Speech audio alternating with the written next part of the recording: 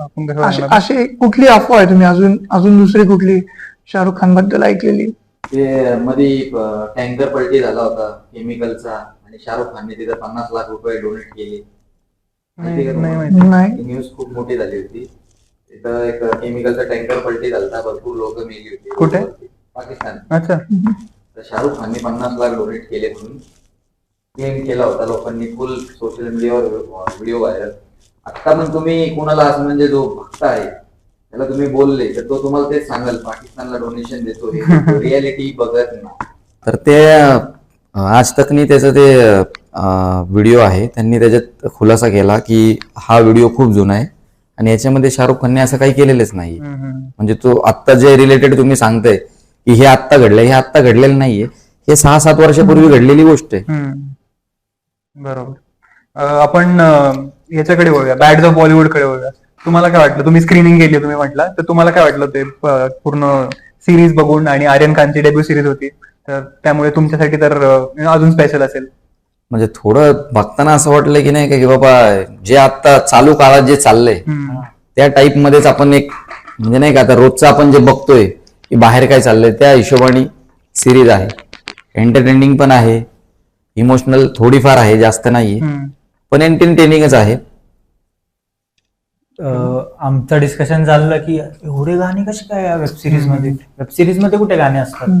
आम्हाला थोडासा डाऊट होता की काय बनवलंय काय माहिती. पण जसं पहिला एपिसोड संपला ते त्याने खूप म्हणजे काय म्हणतात सेन्स ऑफ ह्युमरचा पण खूप यूज केला. जसं पहिल्या एपिसोडच्या एंडला तो प्रोड्युसर म्हणतो की say no to drugs, Directed by Aryan Khan. असं खूप खूप खूप साऱ्या गोष्टी आहेत त्यात आणि पास्टचे पण खूप सारे रेफरन्सेस आहेत. बरोबर. जेव्हा तो हिरो अवॉर्ड घेतो तेव्हा फादरला डेडिकेट करतो, त्याच्यातच एक फ्रेम SRK कडे जातो की त्याने पण तसं केलं होतं पास्टमध्ये.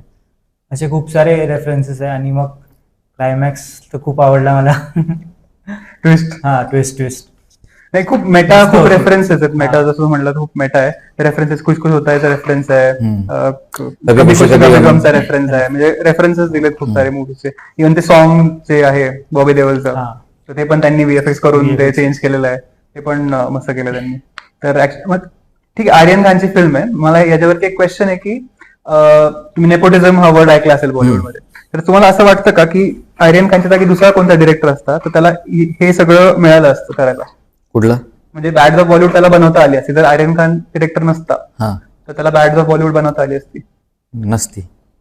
मग कारण एवढे ऍक्टर्स घेणं, आता हे त्याच्या वडिलांना बघूनच बरोबर, प्रत्येक जण ऍग्री झाला, हे तर आपल्याला मान्य करावं लागेल. बरोबर. कारण मी आज नवीन इंडस्ट्रीमध्ये मी आलो, मी म्हणलं शाहरुख सरांना सर माझा असा असा आहे, एक 10 सेकंडचा रोल तुम्ही करू शकता का? ऑब्विसली तुम्ही बॅकग्राऊंड बघणार, भाऊ यांनी काही केलंय ह्याच्या आधी काय याचं, तर ओके. पण मी जर आलोय माझे वडील शाहरुख खान आहे, सर थोडा ऐसा ऐसा है, मैं थोड़ा ये बना रहा हूं, पापा बात कर लेंगे. जसं त्याने त्याचे प्रमोशनच्या स्पीचला म्हटला होता की अगर मुझे कुछ नहीं समझ रहा है तो पापा तो है ही.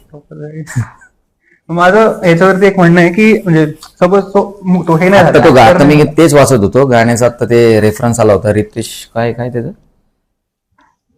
तो हा रे गुप्तचा डायरेक्टर, त्याची आता एक इन्स्टावरती पोस्ट आली होती की ते गाणं चांगल्या प्रकारे यूज केलं. शाहरुख सरांनी मला रेफर केलं की मला हे गाणं द्या. Very happy for Shahrukh Khan, glad the song work out very well for them. बरोबर, असं टाकलंय त्यांनी. माझं काय म्हणणं आहे की सपोज आर्यन खाननी एक चांगला ऑप्शन निवडला की तो ऍक्टिंग मध्ये नाही आला, बिकॉज ऍक्टिंग मध्ये असं तर डायरेक्ट कम्पॅरिझन झालं असतं त्याचा आणि शाहरुख खान मध्ये. जसं आपण अमिताभ आणि अभिषेक बच्चन मध्ये बघितलं, डायरेक्ट कम्पॅरिझन होतं की फादर सन ऍक्टर असेल तर मग लोक डायरेक्टली म्हणतात की पप्पांपेक्षा कमी आहे. म्हणजे अभिषेक बद्दल ते झालं की अभिषेक इज अ गुड ऍक्टर, म्हणजे इंडिपेंडेंटली चांगला ऍक्टर आहे, पण त्याच्यासारखी कम्पॅरिझन होते अमिताभ सोबत. मग असं वाटतं की तो त्यांच्यापेक्षा कमी आहे, तर त्याची तेवढी स्टारडम नाही मिळत त्याला. मग सेम वे जर आर्यनचं झालं असतं तर ऑब्व्हियसली त्याला कमीच हे झालं असतं की शाहरुख खानच्या लेवलचा नाही येतो, असं झालं असतं. तर त्यांनी डिरेक्शन चूज केलं हे त्याच्यासाठी बेटर आहे ऑब्व्हियसली. तुम्हाला काय वाटतं? हो राईट. आता हे पहिल्यापासूनच आहे, म्हणजे आत्ताच नाहीये. हे शाहरुख सरांनी कितीतरी इंटरव्ह्यू मध्ये सांगितलं की प्रत्येक जण विचारत होता की सर आप आर्यन को कब प्रेजेंट करेंगे, तर ते म्हणले अरे उसको ये बात में कोई इंटरेस्ट नहीं है, उसको डायरेक्टर बनना है, वो उसका पढ़ाई कर रहा है डायरेक्टर का, वो उसका देख लेगा, मुझे कुछ उसमें इंटरेस्ट नहीं है. डायरेक्टली ते त्या उलट सुहानाचं थोडस वेगळं झालं. ती ऍक्टिंग मध्ये आले ते पाहिलं तुम्ही ते आर्चीज. आर्चीज. हा नाही आवडली. आता कसं आहे, शाहरुख खानचा फॅन आहे म्हणजे सगळंच मी खाणार असं नाही. थोडं कडू लागलं तर ते सांगावंच लागणार आहे, हे कडू लागतंय. किंग मध्ये आहे की चांगले करेल. राईट. किंग मध्ये दीपिका पण आहे, खूप मोठी सारखस ना किंगची. दीपिका आहे, जयदीप अलावट आहे. तो मुंजा मधला ऍक्टर तो पण आहे त्याच्यात. अच्छा. हो, मराठी ऍक्टर तो आपला काय नाव होतं त्याचं, तो मराठी ऍक्टर मुंजा मधला नाव विसरलो मी पण. तो पण आहे curly hairs आहेत ते. अच्छा. तो मेन लीड. ओके. सो मोठी सारखस त्याची किंगची पण एकदा. शाहरुख खान वरून कधी कोणाला शिव्या दिल्यात का? भरपूर काय झालं म्हणजे एखाद्या त्यावेळेस हा कधी कधी